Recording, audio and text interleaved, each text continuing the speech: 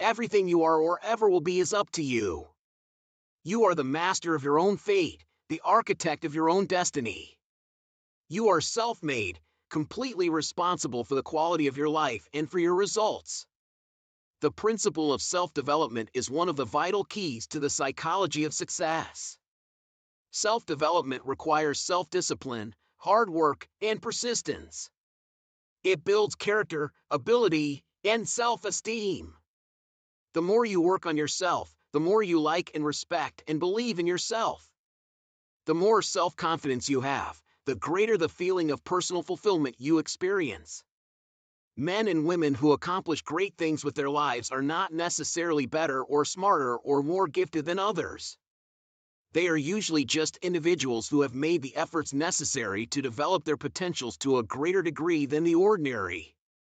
The wonderful thing about our free society is that you can become just about anything you really want if you are willing to pay the price in terms of hard work on yourself.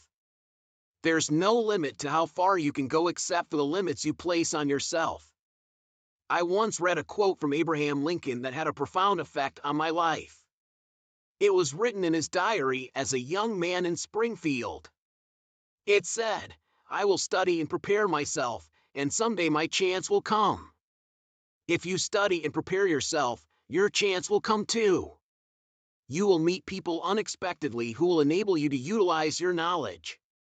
You will get phone calls and letters in the mail.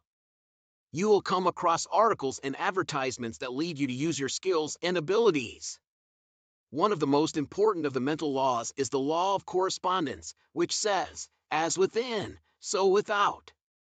Your outer circumstances in every area will correspond with your inner world. Your material and financial world will reflect the quality and quantity of preparation you have engaged in. Every effort, small or large, accumulates and grows like a snowball rolling down a hill. Every act of delayed gratification, discipline, and self-development counts for something. Every extraordinary accomplishment is preceded by thousands of hours of ordinary preparation. Just as a spring becomes a trickle becomes a brook, brooks create streams, and finally, many streams create an enormous river that flows inexorably, unstoppably, carrying everything before it to the sea. So it is with self-development. Every achievement that is recognized and applauded is preceded by countless small efforts, failures, disappointments, and setbacks that no one ever sees. You can learn whatever you need to be successful. There is more information available today that can help you be more effective than ever before. The smartest and most successful men and women who ever lived have poured the best of everything they know into books, tapes, seminars, and video cassettes. Some of the most valuable information on succeeding in any field is available to you in exchange for a few dollars and some hard work. Would you like to double your income? How about increasing your income 10 times? 1,000%. Would you like that? If I can show you a simple formula that is virtually guaranteed to work to double, triple, quadruple your income, would you try it? Most people will say yes, but only about 1 in 20, according to my experience, will actually do it. Here it is, a simple formula. But first, a simple question. Do you believe it is possible for you to increase your effectiveness and improve your productivity by 2% over the next month, the next 30 days? Let me put it this way. Could you do it if your life depended on it? Of course, you could. 1 or 2 small changes in your daily routine, a little bit better time management, a little bit more effectiveness in your key result areas could give you a 2% improvement. Now, having done it the first month, could you do it again the second month? 2% more. How about the third month? Could you, by working steadily on yourself a little bit each day, managing your time a little better, improving your overall productivity, increase your performance and your effectiveness by 2% in the month? Of course, you could. Almost anyone could if they cared enough to apply themselves. You get onto a learning curve. Well, 2% per month compounded translates into 26% per year. 26% per year productivity improvement through personal development, skill enhancement, and additional training is a reasonable, believable, even modest, but surely attainable goal. 46% per year compounded will equal 100% improvement in 3 years, 1000% improvement in 10 years. This simple 2% formula can be the most important success formula you ever learn. Now, here's how it works. You first determine your aim. Do you really want to achieve great financial success in your work? Do you want it badly enough to pay the price in terms of preparation? Assuming the answer is yes, here's what you do. First of all, you stop or dramatically cut back on all those activities that do not contribute anything to your life. Then become an avid reader. Reading is to the mind as exercise is to the body. Reading is vital to your success. Not only does it require total concentration, but you learn things by reading that you cannot learn any other way. There is no substitute for it. In fact, if you read just one book per month to develop or improve yourself in some way, it will put you in the top 1% in terms of personal development. If you read one book per week, which you can do if you read 1 hour per day, that will translate into 52 books per year, 520 books over 10 years. If you read 520 books to improve yourself and enhance your effectiveness of work in a world where the average person reads less than one book per year, do you think it might give you the edge? A critical winning edge that makes all the difference between success and failure? You bet it would. One book per week would so change the course of your life in a positive way that you would be astonished, and it won't take 10 years. You'll begin to see significant changes in the quality of your life and your results within months, sometimes within weeks, sometimes within days. Well, you begin by getting up each morning 2 hours before your first appointment or before you have to be at work earlier if necessary. Then, before you leave the house, rewrite your major goals and a brief description of your goals for the day, just a few lines. It takes you a couple of minutes to rewrite those goals and impress them into your mind. This exercise activates your subconscious and gives you a sense of purpose and focus for the hours ahead. Next, and this is very important, listen to educational audio cassettes during traveling time in your car and if you use public transportation or if you're flying. The average car owner drives 12,000 to 25,000 miles per year, which is as many as 500 to 1,000 hours per year in the car. This translates into 12.5 to 25 40-hour weeks sitting in the car enjoying prime learning time. This is the equivalent of 1 to 2 university semesters.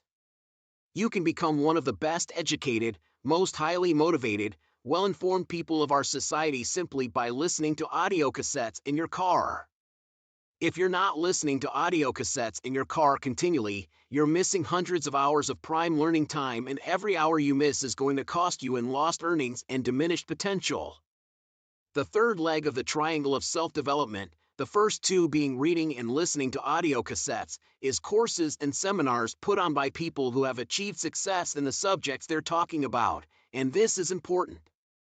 Attend at least 4 seminars or courses per year, one every 3 months. Take all the training you can get and never stop learning.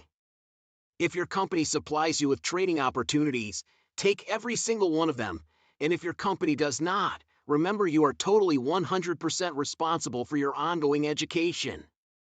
The whole purpose of an education, even up to university level, is simply to teach you how to learn. From then on, it's up to you to apply the lesson. I think that the major difference between winners and losers is their attitude towards spending money on improving themselves. Winners recognize that they are their most precious asset. Winners are always investing in improving the quality of their thinking and the quality of their knowledge. They recognize that the functioning of their mind, more than anything else, is going to determine everything that happens to them, and they're always working on achieving a higher level of mental fitness and mental preparedness. Remember, they say that luck is when preparedness meets opportunity. Winners in almost every field are characterized by the fact that they know more, that they have more practical knowledge acquired through study and experience than do the underachievers. It's as simple as that. Losers always make excuses for not investing in themselves. You've probably all heard the things they say. They say things like, "I can't afford it," which means, of course, that they won't afford it.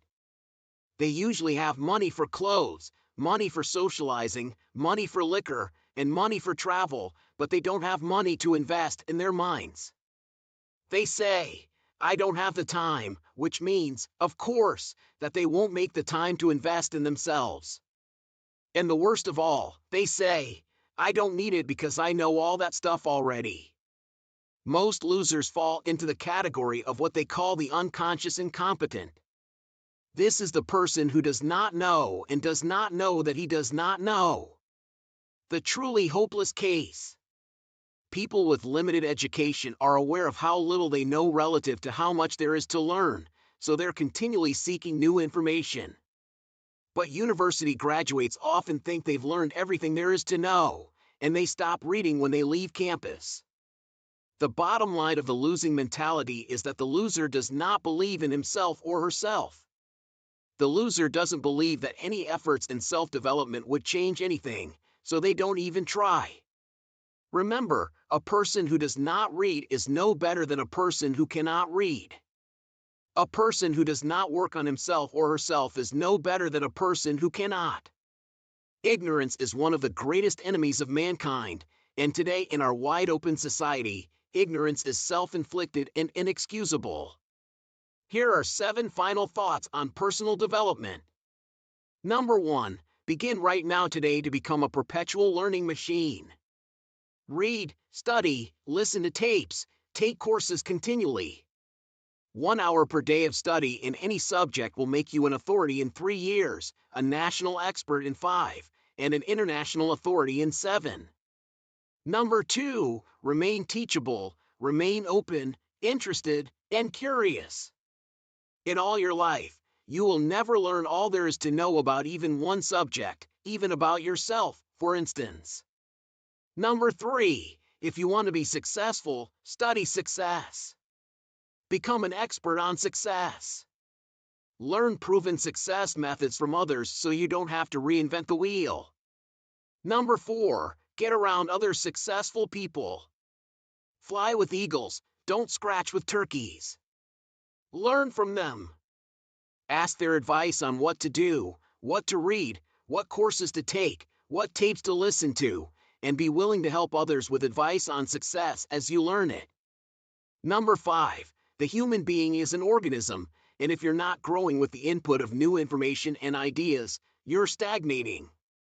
Most people are stuck in a rut because they stop growing. Don't let this happen to you. When you stop taking in new information, your mind and your brain begin to atrophy, and you tend to fall into a state of lethargy and depression. It is new information that gets you out of it. Number 6, as Jim Rohn says in the audio cassette program, 7 Secrets of Wealth and Happiness, work at least as hard on yourself as you do on your job. Work at least as hard on yourself as you do in your job. Remember, you're your most valuable asset. And finally, number 7, the self-respect and self-confidence that comes as a result of learning and growing toward the fulfillment of your potential is the root source of self-esteem and self-worth. Hello, time-conscious friends. Today, we embark on a journey to reclaim one of our most precious resources, time. In a world where distractions abound and demands on our attention seem endless, it's all too easy to fall into the trap of wasting precious moments on activities that do not serve our goals or nourish our souls. But fear not, for today, we will draw upon the wisdom of some of the world's most successful individuals to uncover the most powerful tips for maximizing our time and living with purpose and intention. Time is the great equalizer. We all have the same 24 hours in a day. Yet how we choose to spend those hours can make all the difference in our personal and professional lives. From visionary entrepreneurs and innovative thinkers to resilient leaders and mindful creators, the individuals whose insights we will explore today have mastered the art of time management and productivity, achieving remarkable success in their chosen fields. As we journey together through their life tips and strategies, I invite you to reflect on your own relationship with time. Are you making the most of each precious moment, or are you allowing distractions and inefficiencies to steal your time and energy? What are the habits and behaviors that are holding you back from reaching your full potential? And how can you reclaim control over your time and your life? With each tip shared today, I encourage you to approach it with an open mind and a willingness to experiment. Remember, the path to mastery is paved with small, consistent actions taken day after day. By implementing even one powerful life tip into your daily routine, you can begin to unlock new levels of productivity, fulfillment, and success. So without further ado, let us dive into the most powerful life tips from successful people and reclaim our time with purpose and intention. Are you ready to stop wasting your time and start living your best life? Let's begin. The only thing standing between your incredible abilities and yourself is fear. The good news is that you have extraordinary potential for triumph and personal fulfillment, as well as for achieving prosperity, since you have more talent and natural ability than you could use in 1,000 lifetimes. As Bruce Barton said, only those who dare to believe that something inside them is superior to circumstances have achieved splendid goals. I will teach you how to move from the fear zone to a fear-free zone. In the next few minutes of this video, you will learn how to develop self-confidence, courage, and unwavering determination in every area of your life. You will face the greatest challenges and opportunities of your daily life without any fear and be convinced of your ability to achieve everything you set out to do. Step into the fear-free zone. For over 25 years, Brian Tracy, I have studied successful women and men seeking the characteristics and qualities they all have in common that have allowed them to achieve much more than the average person. I have read countless books, articles, and research studies on success, and I have come to the conclusion that the fundamental quality for success in every walk of life is the confidence each person has in themselves. Every dreamer who has ever achieved something out of the ordinary has had greater self-confidence than people with average results. When you believe in yourself so much that you know you have the ability to achieve almost anything you truly want, your future will be limitless. Here's an important question. What would you do differently if you were guaranteed success in any endeavor? What if a higher power granted you the power to reach the goal you set for yourself? In other words, what if you were not afraid of anyone or anything and felt completely free to act in any area that would benefit you? As we've just heard, the quality of unwavering self-confidence holds immense power to shape your world and unlock untapped potential.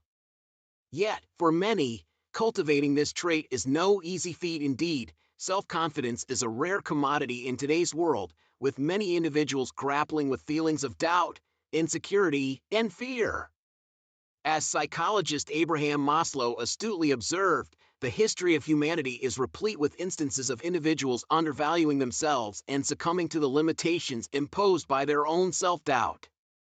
But here's the remarkable truth. Self-confidence is not an innate trait reserved for the lucky few. It is a mental quality that can be cultivated and strengthened through deliberate effort and practice.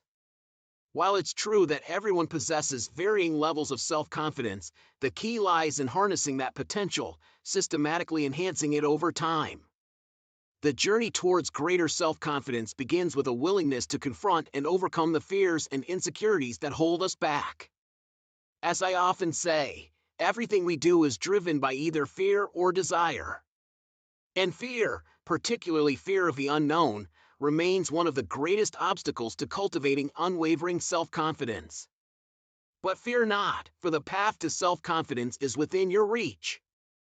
By setting your mind to the task and committing to a process of systematic self-improvement, you can elevate yourself to new heights of confidence and self-assurance in any area of your life. So as we continue our exploration of self-confidence and its transformative power, I encourage you to reflect on your own journey and identify areas where you can begin to cultivate greater confidence and belief in yourself. With dedication, persistence, and a willingness to confront your fears head-on, you have the power to rewrite the story of your life and unleash your true potential. Fear holds us back more than any other factor. Fear of all kinds works on us unconsciously to underestimate and sabotage our best intentions and our greatest hopes. In fact, as you listen to these words, you are probably thinking of a fear that is holding you back in some way. No matter what you do, fear rears its ugly head and tries to trip you up. Sometimes fear will appear consciously in the form of rationalizations and excuses that you will use to sabotage yourself and hold yourself back. At other times, you will see yourself avoiding setting goals, saying that I already know what my goals are, I don't need to write them down. Your subconscious will tell you that if you don't set clear goals, you won't go through the experience of failing. This is just another way of saying that you don't really believe in your ability to improve in what you are doing. Now, often fear will show up as your procrastination in writing your goals. You'll decide to write them all down over the weekend, during your summer vacation, when you can dedicate a couple of hours or at some undefined point in the future. Then, like 97% or more of adults, you'll never do it. You'll start rationalizing and say, well, considering my situation, it's probably not going to make any difference anyway. Morrison Swett Martin said, there can be no great value where there is no confidence or security. For half the triumphant battle lies in the conviction that we can accomplish what we undertake. If fear is the worst enemy of self-confidence, then the worst enemy of human triumph is the comfort zone. Psychologists have determined that each of us has a natural tendency to gravitate towards a zone of performance and behavior where we are comfortable, one that is easy and unchallenging, and then we stay there. We stop trying. We relax day by day. We develop habits that lead us to poor performance and failure. We settle for much less than we are actually capable of. We engage in social media, watch television, listen to music, socialize, and generally waste time, convincing ourselves from time to time that this is the best we can do. We build the confidence to tackle higher goals by using our energies to accomplish smaller goals. We build our confidence as we progress until we reach the point where there is nothing we cannot undertake.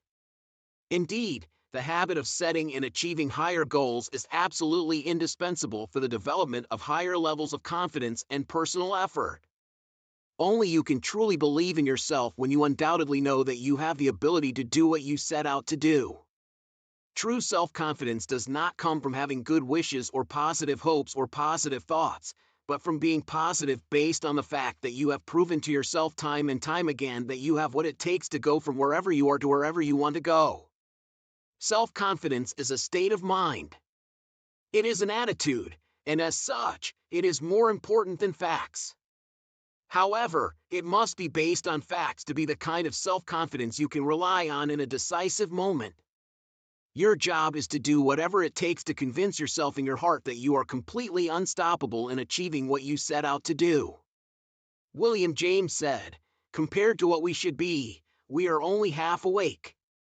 We are only using a small part of our physical and mental resources. Broadly speaking, the human individual lives very much within his limits. He possesses powers of various kinds that he regularly does not use.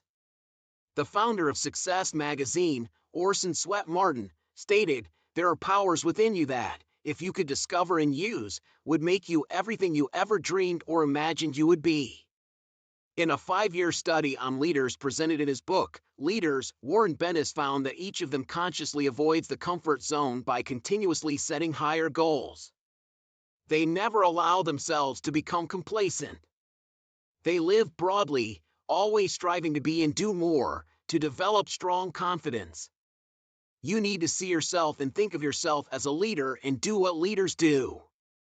You need to stretch yourself to the outer limits of your potential, set goals that bring out the best in you, work towards goals that make you feel a sense of mastery and peak performance. And it all starts with a notebook, a pen, and you not imagining limits. The starting point for setting goals is to abandon all mental limitations and let your mind wander freely through an entire universe of possibilities.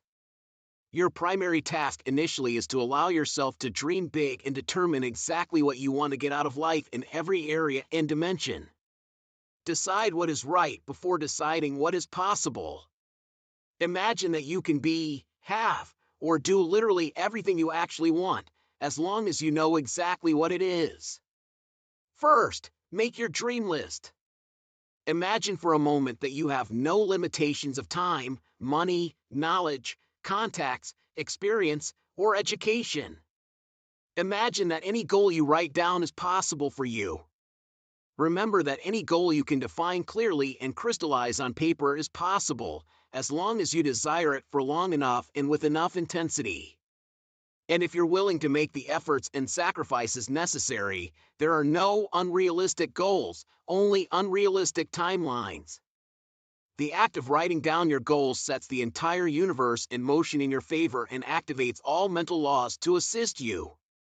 In fact, many people have experienced writing a list of goals on New Year's Day, putting it away, and not looking at it again until the end of the year, only to discover that they achieved almost 80% of those goals, sometimes in the most incredible ways.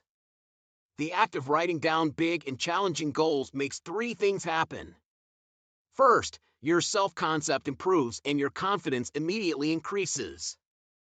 The act of goals requires confidence and builds confidence simultaneously. Having the courage to write down what you truly want enhances your self-image and boosts your self-esteem. The action itself generates a feeling of greater personal power and ability. Second, you tap into your mental and emotional powers. Setting goals triggers an explosion of physical and mental energy. Your heart and breathing rates increase. The act of setting goals is exciting in itself. It sounds a bit cheesy, but someone once said, "Feeling apathetic? Make a list." It's true. It's like stepping on the accelerator of your own physical and mental potential. If you do it every day, the results will be tremendous. Third, committing to paper. Having committed your goal to paper dramatically increases the odds of achieving it. Your mind is structured in such a way that you cannot clearly write down a goal on paper, not on a computer screen, without simultaneously having the ability to fulfill it in some way. The most important question is how much you want it. There are several mental exercises to determine your goals. First, imagine you've just won $1 million in cash and you can do or have whatever you want with the money.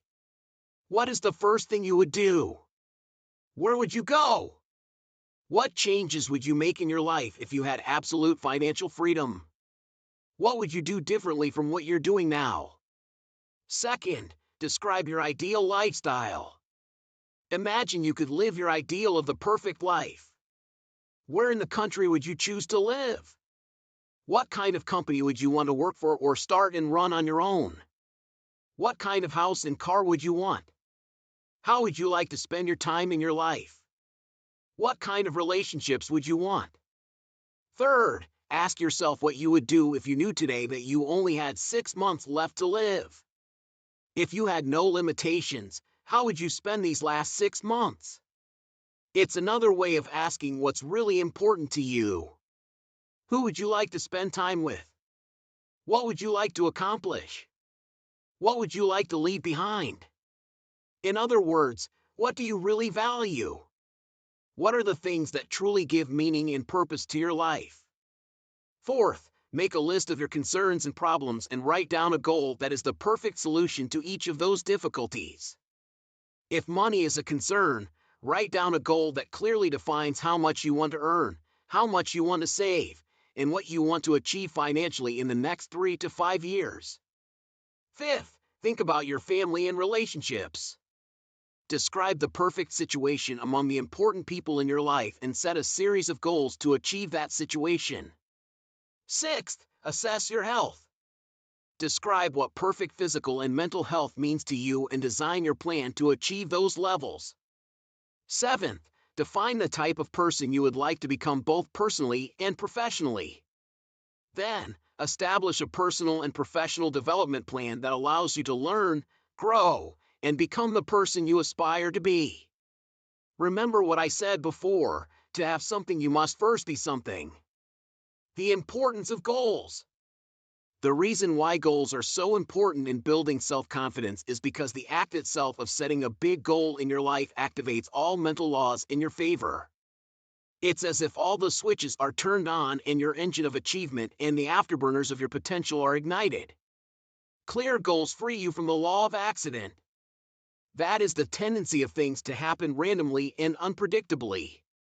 Goals give you a clear sense of direction and the knowledge that your life is full of self-determination. Goals give you a sense of purpose and focus. They make you feel that everything that happens to you is part of an organized plan that is leading you step by step toward the fulfillment of your highest ideals. Your ability to set goals and make plans for their accomplishment is the ultimate skill of triumph, without which very little is possible. The habit of setting goals regularly and achieving them is almost more important than any other skill you can ever learn. And finally, I want to share this story with you. I had a friend who smoked for 30 years and said he couldn't quit smoking because it was a deeply ingrained habit that dated back to the early days of his adulthood. One day, he felt chest pains and went to see his doctor, who ordered a series of tests. When the results came back, the doctor made my friend sit down and told him he had a serious heart problem and that if he continued smoking, he would be dead in 6 months. Daniel Johnson said, "When a man knows he is to be hanged in a fortnight, concentrates his mind wonderfully." The idea of dying was so emotionally charged for my friend that he took out his cigarettes, threw them in the trash, and never touched one again. On the positive side, if you were completely convinced that you were destined for great success and that there would be nothing in the world that could prevent you from achieving great things, while sincerely dedicating yourself to every activity and persisting until you succeed, you would become an irresistible force of nature. The depth of your thinking and the strength of your conviction would dramatically increase the power of your personality. If you truly believed in your ability to achieve great triumphs, you would become unstoppable. The 4 C's of inner confidence. You can develop this kind of belief, this inner confidence, by developing what I call the 4 C's. First, clarity. Decide exactly what you want to achieve and what kind of person you want to become. Second, conviction. Develop the strong belief that you can do whatever you set out to do. Third, commitment. Decide to do whatever it takes. Develop the willingness to pay the price in advance for any triumph you desire. Fourth, consistency. Decide to work on your goals every day, morning, noon, and night until you have achieved them. When you back your goals and actions with clarity, conviction, commitment, and consistency, you are on your way to developing the kind of confidence that will make everything possible for you. And as we bring our exploration of time management and productivity to a close, let us take a moment to reflect on the invaluable insights and wisdom shared today. The tips and strategies we've uncovered from some of the world's most successful individuals serve as a roadmap to reclaiming control over our time and living with greater purpose and intention. From prioritizing tasks and eliminating distractions to cultivating mindfulness and embracing self-care, each piece of advice offers a powerful reminder of the transformative potential that lies within our grasp. But let us not simply marvel at the wisdom of others. Let us take action. Let us commit to implementing these life-changing tips into our daily routines one step at a time, for it is through consistent effort and intentional action that we will truly unlock the full potential of our time in our life. As you reflect on the lessons learned today, I encourage you to identify one key takeaway, a single tip or strategy that resonates deeply with you and holds the power to catalyze positive change in your life. Make a commitment to incorporate this insight into your daily routine and watch as it transforms your productivity, happiness, and overall well-being. Remember, time is our most precious resource, and how we choose to spend it shapes the course of our lives. By honoring our time and using it wisely, we can create a future filled with success, fulfillment, and abundance. Thank you for joining me on this journey of discovery and growth. May the wisdom shared today serve as a guiding light on your path to greater productivity and purpose, and may you always remember the power to stop wasting your time and start living your best life lies within you. Seize it with courage, intention, and unwavering determination. Until we meet again, make every moment